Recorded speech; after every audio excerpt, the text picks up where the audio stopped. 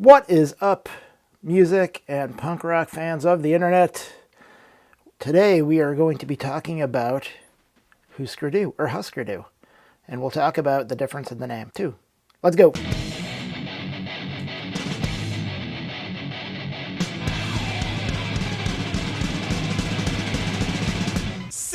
Morning. So this video was prompted by a guy called the Punk Rock Review.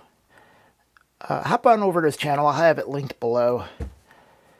He's trying to get to 10K subscribers. I haven't even gotten to 2K subscribers. So go over there, check out his content. Some of it's pretty cool, and sometimes he has some crazy opinions about stuff.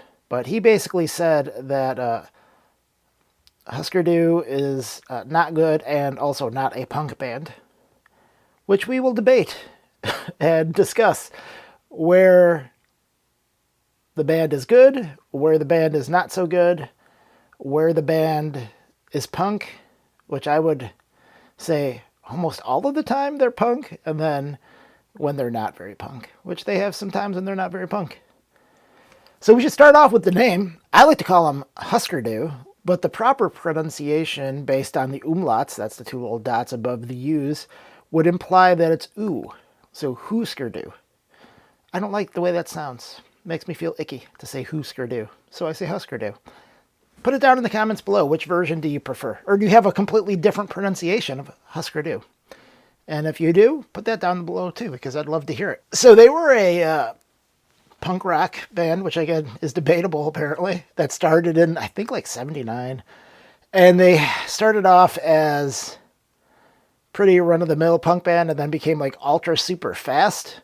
They ended up inspiring a lot of thrash bands like Metallica to play faster. And then they kind of became a little bit softer, and then they broke up. So we'll start off with talking about their records, and each record will kind of describe the period of the band. They have a couple of different sounds that might be considered their trademark sounds. To me, their trademark sound is big, open guitar chords that are all fuzzed out. That's my favorite genre, if you would, of Husker Du. They have a psychedelic fuzzed out sound, which is not my favorite. They also sort of have like an art hardcore sound. Also, maybe my least favorite is that version. Although it's, you know, some of the avant-garde stuff is fun, and then some of it is painful. But that's what you get with avant-garde. Some of it's fun, some of it's painful. We will start off with maybe a combination of all of those things. And this is my favorite album of the band, Husker Du, is New Day Rising. You got two labs playing in a lake somewhere in Minneapolis, I believe. This was put out by our friends at SST. Somewhere I did a video comparing this. This is the first pressing to a 2000s pressing of this. The main difference is there's some aesthetic differences on the cover, and then the sound is a little bit sharper on this, which, if you've heard this album, the last thing this thing needs is more sharpness. And then this has an insert with the lyrics, and the other one does not. So this is my favorite album by them, not because it's the first one that I heard, which I think tends to be the case with a lot of people, or even myself. A lot of times, like, the first thing you heard is always be your favorite thing by them. I just feel that these are songs that are kind of all over the place, but they're very personal, and they're maybe the most interesting pairings of songs out of all their albums. Starts off with New Day Rising. Is that song punk? Yeah, I think it is. It's like maybe 3 words and 2 chords maybe. It's very sparse, and it just says New Day Rising over and over again, and then it goes from the verse, which is New Day Rising, and then he says something else in the chorus. Let's see if it actually says what he says, because I don't know what he actually says in the other part. Or does this just say New Day Rising? Nope. The entirety of the lyrics, which you cannot see, is New Day Rising. So that song was oddly enough covered by Robert Palmer of Simply Irresistible fame. And then we get to A Girl Who Lives on Heaven Hill. not my favorite song. So you had two different vocalists in Husker Du. You had Bob Mould, and then you had Grant Hart. Bob Mould was the guitar player. He is the deeper voiced singer. He is the one I vastly prefer. And then you have Grant Hart, who I dislike almost all of his songs. He does have some bangers here and there. A Girl Who Lives on Heaven Hill is sort of an in-between for me. I kind of like it, I kind of don't. I Apologize and Folklore, those are the two songs that I think Green Day, like, I think I said this in my other video, like, they just need to pay Bob Mould royalties for the sound that they stole. Here's a story. I was listening to this album on cassette. I had it on cassette. I paid $4 for it. And my buddy, who is not very punk rock inclined, was in the car with me. And this was maybe in the like mid to late 90s. And I was listening to this, and I Apologize came on. He's like, are you listening to Green Day? I'm like, no. It's a band called Husker Du. And he's like, oh, because it sounds like Green Day. They ripped it off Green Day. I'm like, no, this album came out 10 years ago. And so, anyway, so if you like Green Day, you'll like the song I Apologize. And maybe Folklore is a little less straightforward, but it still has very much the Green Day sound. If I Told You, it's another Grant Hart song. I could take or leave that. Celebrated Summer, probably my favorite Husker Du song, which is probably why this is my favorite album. Perfect Example sort of gets into their artcore sort of side. Terms of Psychic Warfare, 59 Times the Pain, the verse is real weird, but the chorus is awesome, so the payoff of the chorus makes the weirdness of the verse worth it. The verse sounds like he's almost singing underwater. It's weird. Powerline's pretty straightforward and good. Books About UFOs, I do not like that song. It actually irritates me. I Don't Know What You're Talking About. That is just a punk rock banger. How to Skin a Cat, not worth listening to. Horrible, in fact. What You Drinkin' and Plans I Make are just more like raucous punk rock nonsense. So this album is the one that our friend, the Punk Rock Review, said was not punk. I think it's extremely punk in most places. I think, and what I said in my video where I described the pressing of this versus the other one, is that this is very hard to listen to. It is maybe, I think there's one album that is produced worse than this. That's kind of like more irritating to listen to than this. If this had the production of Candy Apple Grey, I think it would be undeniably their best album for like everybody, but it does not. It has really weird production. So that's New Day Rising. That's my favorite album. Number 1. Number 2 is the aforementioned Candy Apple Grey. Again, this is probably their best sounding record. This is their first major label album coming off of Flip Your Wig, which is an album where they kind of turned the guitars down, where this one they turned them right back up. This starts off with Crystal, which is another banger. Don't Want to Know If You're Lonely, which it's a Grant Hart song, but it's his best song, and it's one of my favorite Husker Du songs by far. It's great. Don't Know For Sure is another, it's a mid-tempo banger, I would say, and then Sorry Somehow and Too Far Down. Those songs are way more mellow, as is starting off on side 2, Hardly Getting Over It. It's a great song, but it's a bummer. Dead Set on Destruction is another Grant Hart song that's actually good. Eiffel Tower High is good. No Promises I Have Made, I Could Take or Leave, and then All This I've Done For You is another banger. This is, honestly, could be their number 1 album for me. It is probably their most consistent across the board, where you can just put it on and listen to it without being like, ugh, this song. But this might be a controversial opinion about this album. I think it's great. Let me know in the comments below. Where do you rank Candy Apple Grey? Because I think it's one of their best. I mean, this cover isn't very good. It has like 3 days later. I have no idea what's going on the cover of this. But there you go. Third favorite album, Everything Falls Apart. Now, this is not the original. I used to have an original a long time ago that I think I sold for $10. Great. On my part, I probably sold it 30 years ago. This is from the box set Savage Young Do, where they put out like basically all of their early stuff up until the SST era. So this is mostly like their straightforward punk stuff, although it gets a little weird. I'm not going to go song by song for every one of these, but From the Gut starts off like this almost military style drumming, and then once you get to the chorus, it's the big open chord thing that I was talking about, and you're like, okay, that's the Husker Du sound. The rest of this maybe is a bit further away from what most people might consider the Husker Du sound, but like almost all of these songs are great. Target is great. Is Sunshine Superman a cover?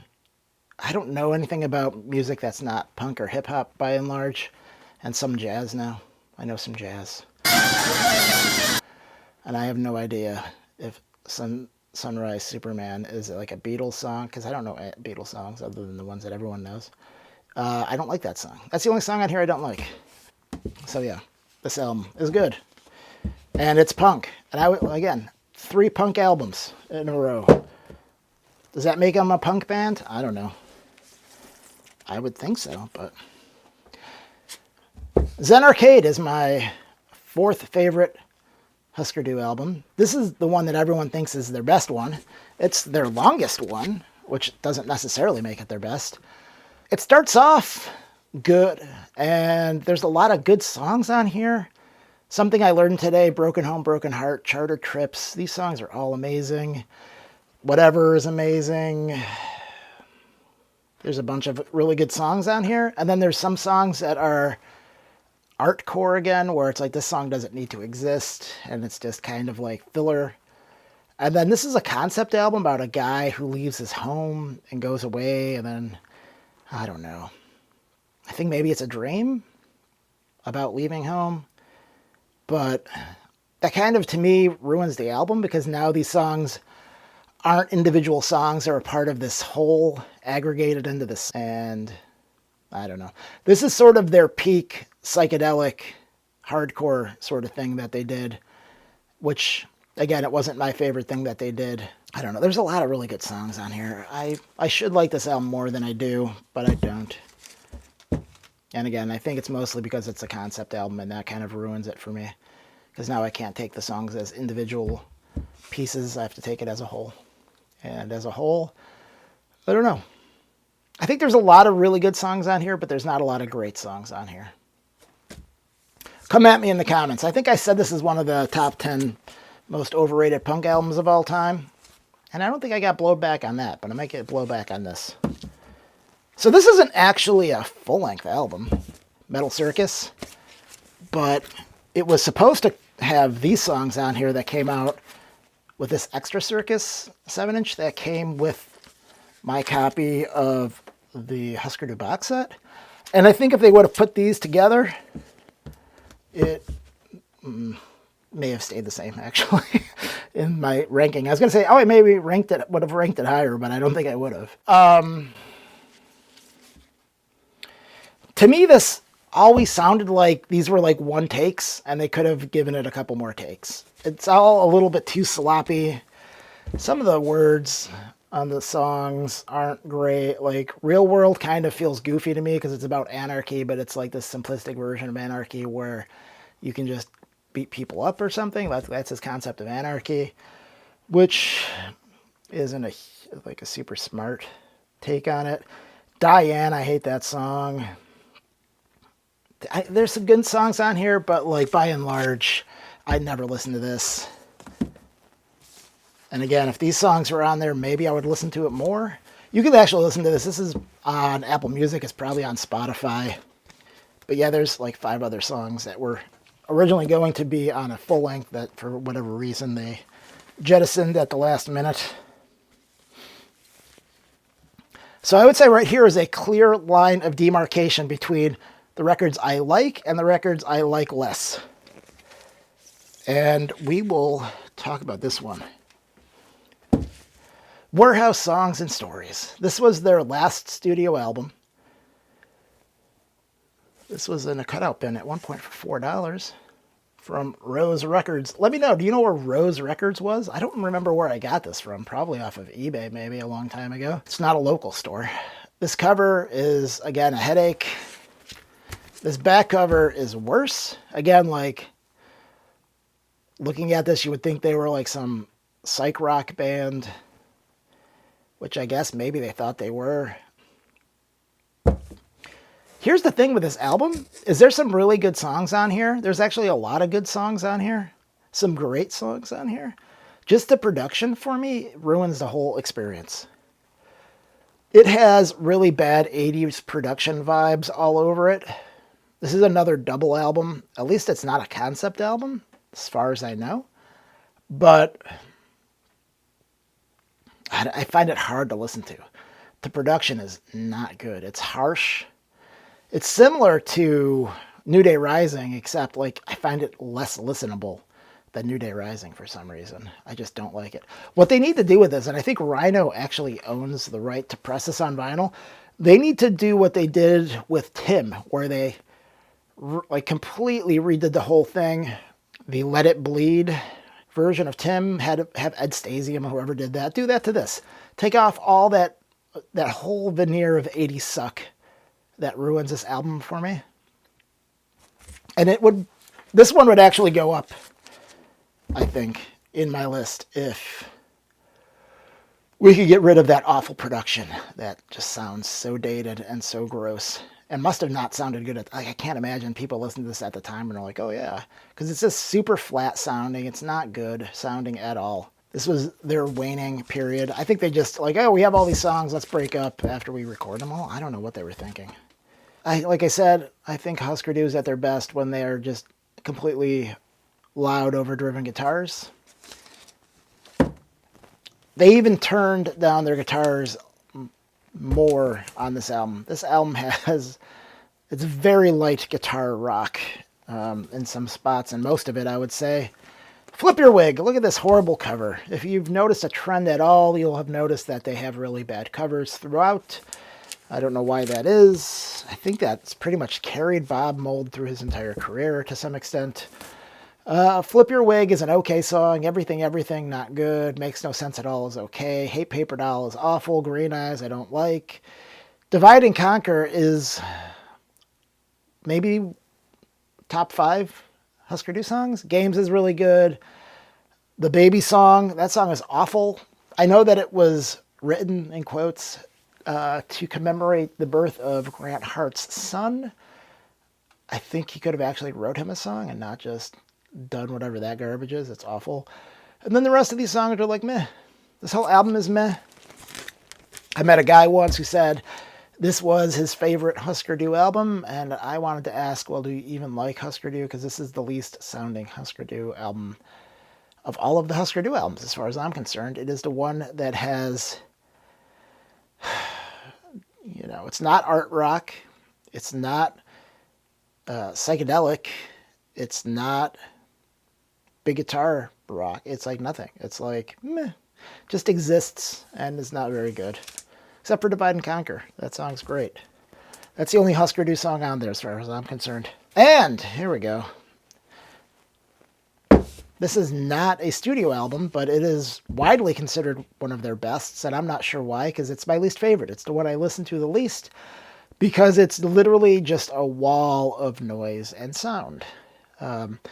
It is a bunch of songs that they just play as fast as they can. This is a record I used to own the original of on New Alliance, and I sold probably for $10 25 years ago. Stupid me. But, it was at the time my least favorite album. And again, this album inspired a lot of like metal bands and thrash bands to play faster, like Metallica, and I think I've heard Slayer reference this as well. It's worth listening to as like something interesting, like, oh, that's notable, but it's not good music. This one's so punk, it's too punk for me, I guess, maybe. Excuse me. Do you mind stopping that damn noise? This isn't even the original recording. The original recording that sounded like it was recorded on a cassette but whatever. They lost the quote-unquote master of it. And so this is from like the next night or a couple nights later. Supposedly this is better than the first night, but I've never actually listened to this because I just have no desire to revisit this very often. So, I don't know. It's a live album where they play really fast. And again, very punk. Let's talk about some of their singles. So I think their best single by far, and I don't even think it's remotely controversial, is the In a Free Land 7-inch, which I don't own. And I've never owned. And I wish I did own. I would still own that. I wouldn't have sold that. That is, where is that placed in their discography? I think it's, well, they were still on New Alliance, so it must have been after Land Speed Record, but before Metal Circus, maybe? I think that sounds right. We put out this one, I think earlier than that. Well, this was originally a 7-inch, and on the box set, it is now a 12-inch with other songs. So I hate that box set because, like, what else is on here? I don't know. I have to take it out to see. Let's see. Oh, now I can see that the song... just put it on the outside. So this looks like it has that Drug Party bootleg that goes around. This has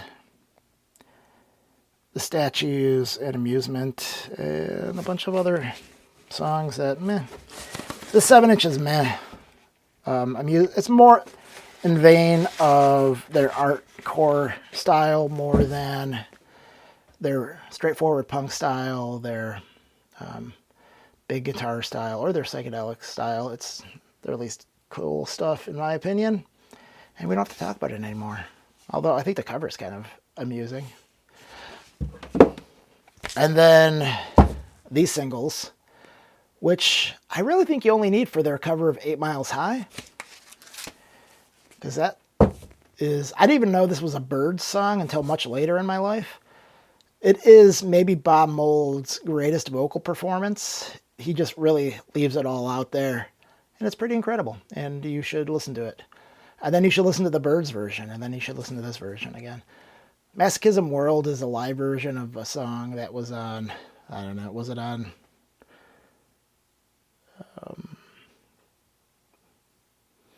I don't remember which release that was on. Makes no sense at all. Is the song from Flip Your Wig that was like meh.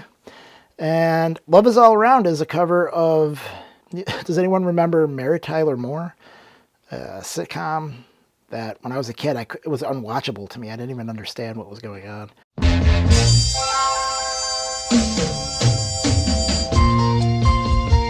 It's a cover of that, and that is like kind of mildly interesting, but there you go. That is the Husker Du discography. How much of it is punk? I would say almost all of it is punk, other than most of Flip Your Wig and the production and the guitars on Warehouse Songs and Stories. I think the rest of it is punk. I don't even know that it's debatable. I guess if you want to debate it, you can debate it below, and I will debate with you because I don't have anything better to do with my time. I guess like if you live in a world where if it doesn't sound like Rancid or NoFX, it's not punk, then I guess maybe I could see how you could have that opinion. I didn't grow up in that world. I grew up listening to punk in like the late 80s is when I first got into punk. And so there was a very wide umbrella of things that would have been considered punk back then that now we would have subgenred to death. You know, you had everything from the Bad Brains to the Descendants to Dag Nasty to Suicidal Tendency. Like, it was just a whole cadre of different sounds that were all under the umbrella of punk. So when someone says that band's not punk, I can't even wrap my mind around that. Because, like, what else would they be? Like alternative rock, indie rock, I guess maybe college rock. Not most of it's not college rock. It doesn't sound like REM. Like, to me, when I think of college rock, I think of REM or even like Soul Asylum or something like just like really toothless sort of mid-tempo, like Buffalo Tom or something like that. That to me is like alternative rock.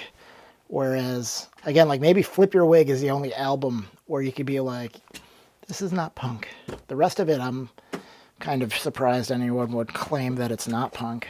But, you know, what do I know? Tell me what you know below. And subscribe. And then check out the Punk Rock Review and see what's going on over there. Because he's got a lot of crazy opinions about what's punk and what's not punk. So, there you have it. Like, subscribe. Fight it out in the comments. I will fight with you. And have a good day.